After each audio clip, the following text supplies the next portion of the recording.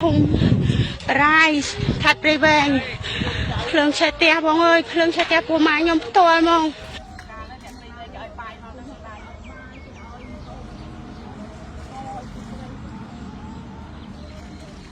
សូមចម្រើនពរលោកមេភូមិបារាយខាងកើតសង្កាត់បារាយក្រុងព្រៃវែងណា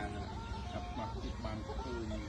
ក៏តាមបណ្ដាញសង្គមឃើញផ្ទះបងស្រីមុខរបរស្រីក៏រឹងរាយកាយឥឡូវត្រូវធ្វើខេតអស់ហើយផ្ទះរបស់គាត់ណាមានស្វាមីមានកូនប្រហែលនេះពី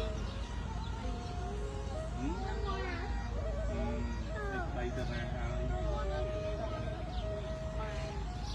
ទៅលេងផ្ទះម៉ែដល់ណាបើនិយាយមកនិយាយចាញ់ទេ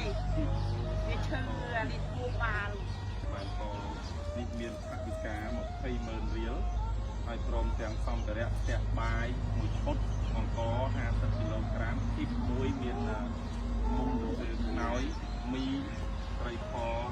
អកូនប្រេងឆាអំបិលត្រីខក៏សុំជួយហើយជុកបងស្រីក្រុមគ្រួសារដូចជួបគ្រោះទុកលំបាក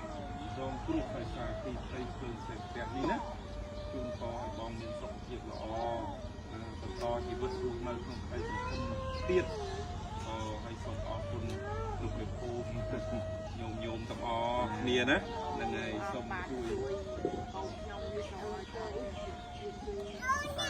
នឹងកូននេះកូនបកើតអូចម្រើនបង